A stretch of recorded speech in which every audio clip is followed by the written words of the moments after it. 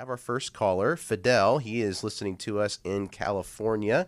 So we're going to go ahead and go to him. Fidel, I hope I'm saying that correctly, but thanks so much for being here with us on New Life. How can we help? Hi, thank you for taking my call. Appreciate any help that I can get. Of course. What's up? Calling. Thank you. I'm calling because I need guidance and direction on a situation that I'm not quite sure what to do. Okay. My nephew and his mom, my sister, they don't have a good relationship. My sister is very self-absorbed, and I believe this is hurting their relationship and honestly destroying my nephew. Their relationship took a turn for the worst when she left for a month and a half to go get her face and body altered, plastic surgery. My nephew has become angry, and I don't think he knows how to deal with his mom.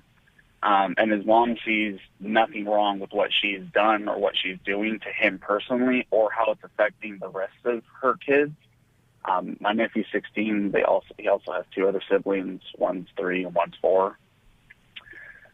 No dad in the picture. There was an altercation they had between them resulting into him going into a behavioral clinic for 7 to 10 days, I think. And during the time he was there, when they were, I guess, checking him in, he was just in a rage, calling her obscenities, the W word, the B word, things like that, saying how she's not a good mom, how he hates her, how all she cares about are her followers, like on social media, Instagram, Facebook, etc. How he wants, to harm her and himself. And his mom just believes that he's crazy and says that none of this is her fault. Yeah. Well, that's thanks convenient. For all that context. Yeah, thanks for all that context too. Like, what? Maybe a specific question, Fidel, on all that. You did great, Fidel. Yeah, you did great. I'm like sitting here going, "That's convenient." What's your question? How to help him? To make her see, hey, you have some responsibility in this. I mean, a boy just doesn't go nuts on his own. I don't think, anyways. There has to be some sort of accountability. How would I go about addressing this to her, and then also trying to help him to just, I don't know. I hear you. Words here. Just, That's okay. That's okay. Nervous. Thanks for calling in today, Sheri. How would you address Fidel here? So, Fidel, first off, thank you. Thank you for being a faithful, loving, caring, aware uncle. This young boy, you know what he is? He is the truth teller. He is the truth teller of that family. And sadly, because he's 16 and he's got 2 really little siblings and no dad around, Mom has, let me just say this, he's burdened. He's heavily burdened in that home to be responsible. And he's got a mom who's basically focused in and responsible on herself. She's not looking out for him. She's not giving him her time and attention. She's trying to get the next guy. She's trying to chase the clock on her body. She's trying to live in the world of perfection and applause because she's got a hole the size of Texas in her heart. But when I hear his level of anger and rage and rage are secondary emotions. Underneath it is usually hurt, fear, or sadness. He is, when I say he's hurt, fear, afraid, or sad, which one of those or a combination do you think he is? Hurt, fearful, or afraid, or sad? I think hurt and sadness. I'm not so sure about fearful, but I believe hurt and sadness because I've heard that anger and rage is a secondary emotion that usually comes from pain. So he's got a ton of hurt and sadness, and he may have some fear because there's nobody stepping in to take care of him or their home. I just think that you're a huge part in helping create a safe place for him to share what he's feeling. And does your sister even listen to you, is my question. I mean, she sounds pretty self-absorbed.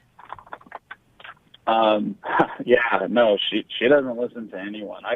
I've tried to speak to her in the past about what she's, I guess, her getting worse and worse and being more self-absorbed, all, I me mine, and there's no change. It's obviously she's gotten worse to the point where she's not altering her body to make, I guess, to please herself. Yeah, she's out there. She's out there chumming the water, trying to get somebody to love her, choose her, pick her. And because if she wasn't worried about what other people thought, she wouldn't be doing that. But so he's living in a home where there's a lot of perfectionism. This is what I would do. I would do two things. I would talk to his mom. Now that he's out of, inpatient, is he in any counseling right now regularly? I guess he was in counseling prior to this, and I don't know if it was helping or not. From what I've heard, it wasn't helping because he wouldn't participate. Okay. So that's also like one thing I want to talk to him about. Like, if you go, this is how, to let him know, like, hey, it's better to participate, But so why you can kind of work some feelings out. Why don't you do this? Why don't you go with him? Mm-hmm. Why don't you go with him? Yeah. Say, hey, bud, I just love you, and I am so frustrated with you over what's going on. But can I go with you? Can I go with you to a handful of sessions? I just want to let them know what's going on, and I want to care for your heart. I want to learn how to care for you better. I want to have the counselor help me learn how to care for you better. And this is what you're going to be. It's called a sacramental carrier. It's kind of a big word for basically, my little word for that is golden threads. Every time I do a history with somebody, I'm looking for golden threads. I'm looking for those people that show up in their lives, that love them, and they're going to carry them through a period of time. You can't be his dad, but you can surely be the uncle that you're being, and just loving him to give him a safe place. It will make a difference. Yeah. I think, too, the tricky thing is, Fidel, as another family member who's trying to advocate for your nephew but not being the direct parent, it's very difficult, and it's a tricky situation to kind of have a quote-unquote intervention to kind of step into the family and help do that. Becky, how would you, given that context for Fidel trying to stand in the gap for this young man, how would you go about doing that when there doesn't seem to be maybe much openness from his sister and then the boy's mother? Well, the challenge always is that it seems like the problem person, if they would just get it together, the rest of us could all be happy. But that rarely happens. And then you have a 16-year-old male who, even if everything was perfect in the family, may be having some of these types of reactions. So we want to hear him.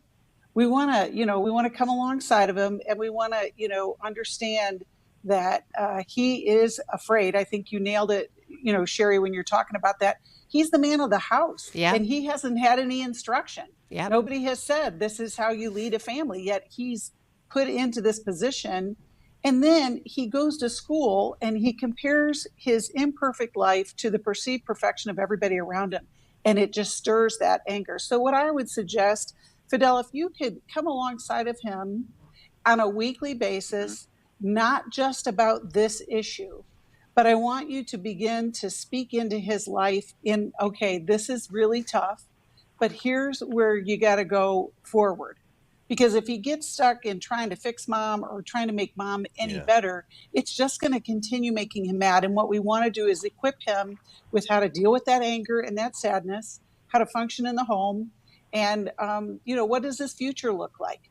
And, just kind of give him those kind of roots and wings at the same time, but also just coming alongside of him. I love that you are concerned and you are speaking into his life. It's, there's nothing like that voice, especially when he doesn't have that in his life. Yeah, totally. And I would encourage you, Fidel, to prioritize your own self-care as well. When you advocate for somebody and you're not getting anywhere, it can be quite exasperating. And I hear that in your voice. And so I would also recommend whether it be a few counseling sessions for yourself, just to process through, like, gosh, like here I am trying to step in, and it's stressful, and it's creating, some angst in me. And I think that's just as important for you to work through on your own, even though it may be quote unquote happening from your standpoint, independently from the situation. But to some degree, it is all kind of interconnected, because you really do want to get this, your nephew some help. Sheri, before we move on here, I'd love to maybe figure out a resource that we can give to Fidel that maybe could help, maybe directly encourage him in this situation. What do you think? I'm thinking how we love our kids, or how we love one of those resources. I'm not sure which one we have available, but I think that will help you, Fidel. There's something called a comfort circle in the book that Mylan and Kay do that's priceless in learning how to listen, and listen well. Not listen to fix, but just listen to understand and provide empathy. So I think that chapter would be worth its weight in gold for you. Right. Yeah, totally. Agreed. Thank you, Fidel, for calling in today, and just thanks for reaching out. I know that's gosh, it's so tricky when you're like calling on behalf of somebody. There's a sense of helplessness when you're like, I'm doing everything I can. It just doesn't seem to be working. So I appreciate you reaching out.